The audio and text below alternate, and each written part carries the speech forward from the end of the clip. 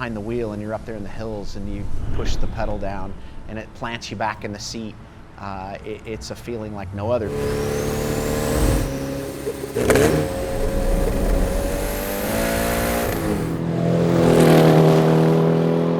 This car was really 30 years in the making.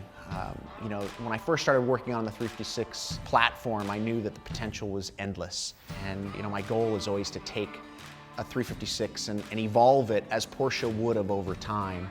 And this particular car, it was really no limits. Enrique from Momo said, you know, just use as many products and parts, or let's develop some stuff along the way that we can put into this. And so we started using Momo seat belts and the steering wheel and the pedal pads, and we just started kind of looking at their catalog of stuff and said, let's infuse that in there, but let's do it as if Porsche would have built this car, you know, back in the 60s with kind of the 935 mindset, and you know, built for the track, but something that can still be driven on the street. And in the end, we have a car that's a fire-breathing little monster.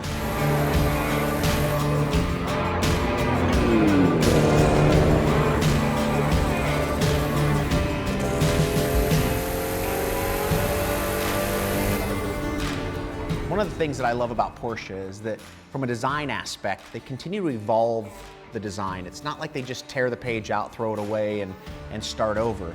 That's why I'm able to take the earliest Porsche model, a 356, and then technology, parts, and components from, you know, cars 50 years later and merge them together.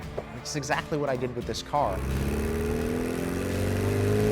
The car in finished form is just under 2,000 pounds and has 393 horsepower. So kind of do the calculation and it's a wild little ride. You're looking out the windshield of a 356 with 356 gauges, and it's kind of this real surreal feeling that I've never experienced before, and I've driven hundreds, maybe even thousands of these Porsches throughout my lifetime. You know, I've got other builds in the works that are unique, but this car is definitely out there and special. In the end, you know, people appreciate what goes into this car, and I hope it goes to somebody that wants to kind of live that little outlaw legacy with a Porsche 356 and enjoy it, drive it, and invite me along for the ride.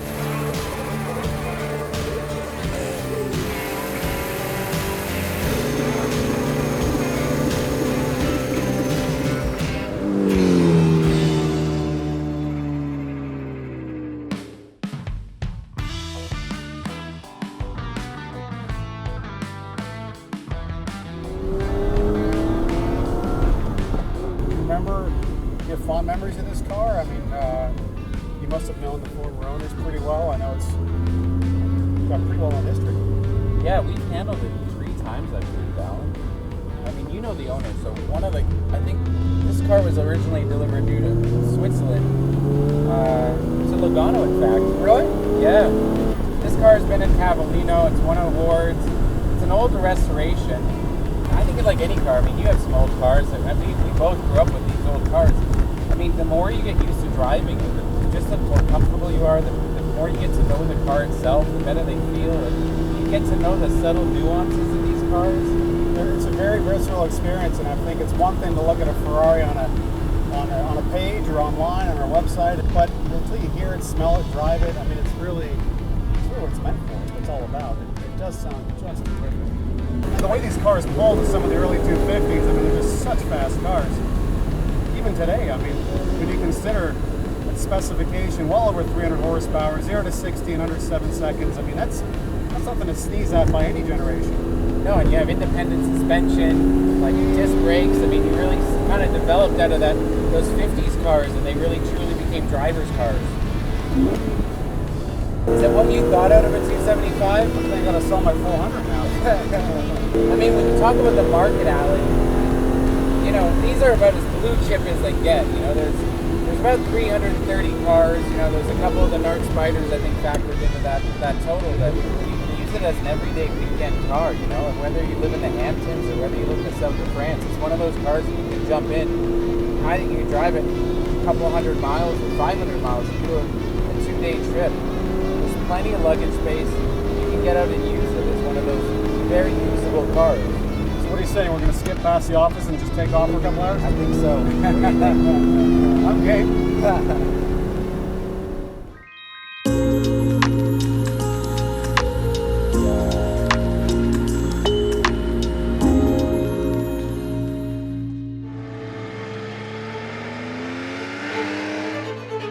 The death of this car, that it was never really produced, led to the birth of the 911 RS.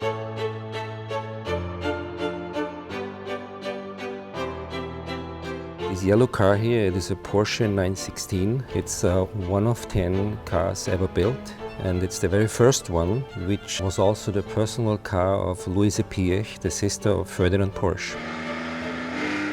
In 1970, Ferdinand Piëch was in charge for the development of all the cars of Porsche, and his idea was to make more or less a car which can compete with the Ferrari Dino. Porsche didn't have any car in his whole portfolio which had that much power and was comparable to the Dino, so they decided to use the platform of the 914 and 914.6 and beef it up with a way more horsepowered engine and other technical gimmicks. So they built one prototype which was called Brutus and was Ferdinand Piëch's personal car, and from the experience these cars they developed 10 cars.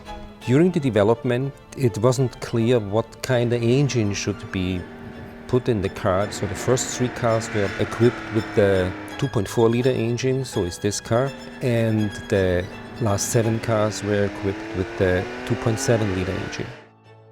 One of the most exciting things of all 916s is the incredible interior.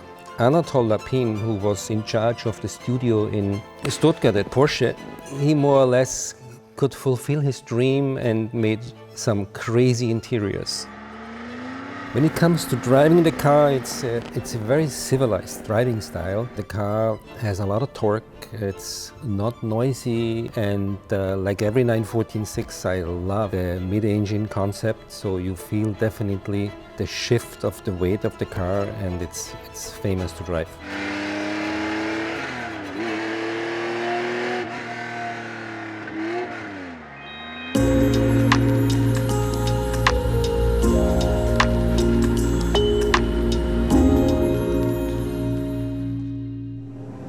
The man who has stepped to the head of the class for this weekend's race is Price Cobb, running the number 16 Dyson Porsche 962, your first pole position.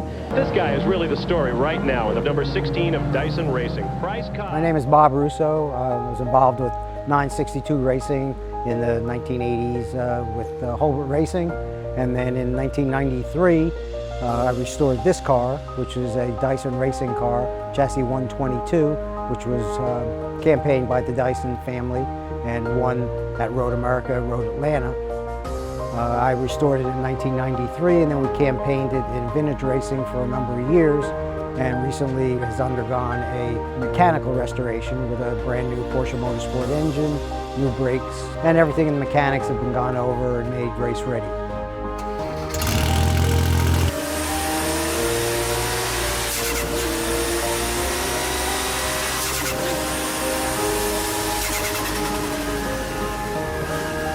It's actually one of the Dyson's favorite cars.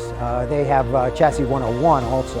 Price Cobb drove this car, James Weaver drove the car, and Rob Dyson drove the car. It won, as I said, at Road Atlanta and also at Road America in 86 and 87. The run as Price Cobb dives under Jim Crawford. Whoa. The car's had a lot of fun. I mean, I think that's the thing about it. It's a kind of a vehicle that you can buy and you can enjoy it, you can race it, or you can just show it if you want. Depends on what the person's interests are. But it is race ready and is competitive in the vintage classes that it would run.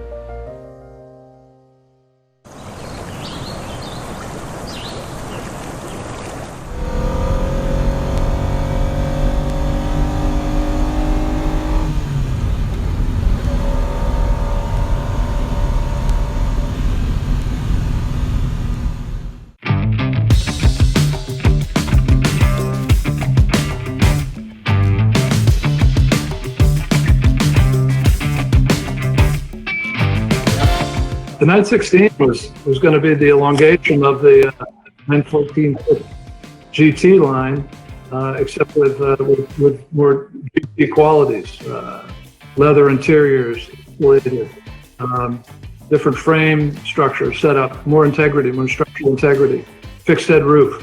But they, at one point they realized that with all of the extra work that was going to go into the car, that the cost of the car was going to be well in excess of anything else that was out there at that time.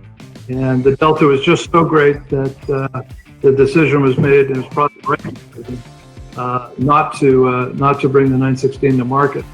But at that point, about 10 were either in production or produced. So those cars basically went to friends and family, and stayed that way for quite a long time. The car that we're bringing to sale for the Monterey sale has been in private ownership since 2008. So it's a car that rarely changes hands.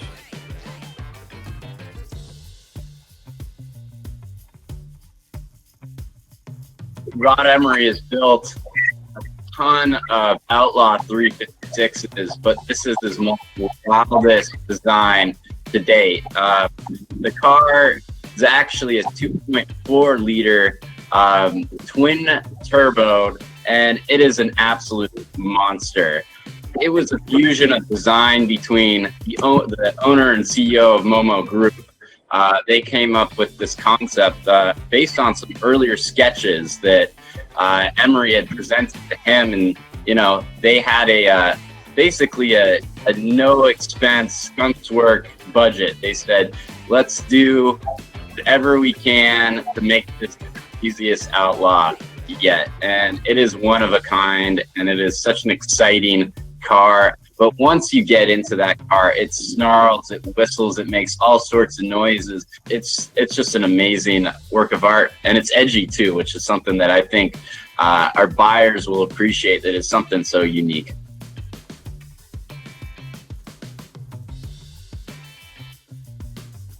The 962, yeah, really special car.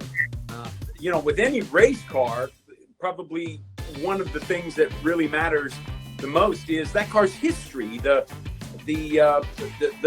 race history of the car. That car has not only podium finishes, but first place finishes, while in the hands of the Rob Dyson race team, driven by James Weaver and Bryce Cobb, but just truly an iconic car. Something so special about that car has been with the same ownership since 1988. It has been maintained, restored, managed by a fabulous gentleman, Mr. Bob Russo, out of the Philadelphia area.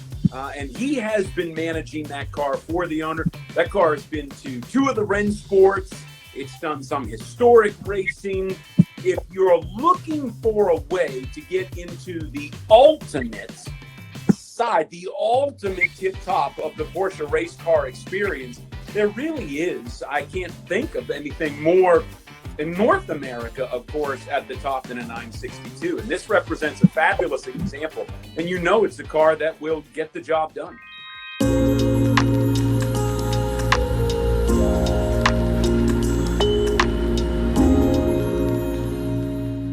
Hi, it's Evan Schoen. I'm a specialist for RM Sotheby's. Today we're driving 1965 275 JTB short nose.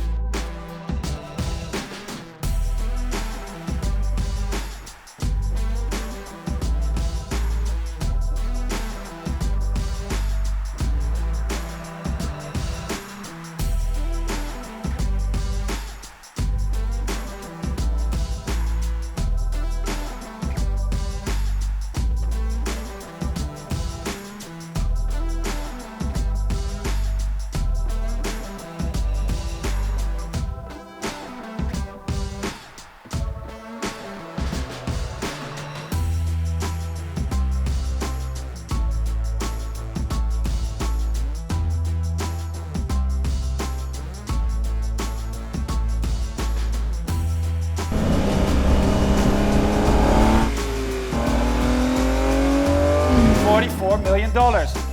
Well done.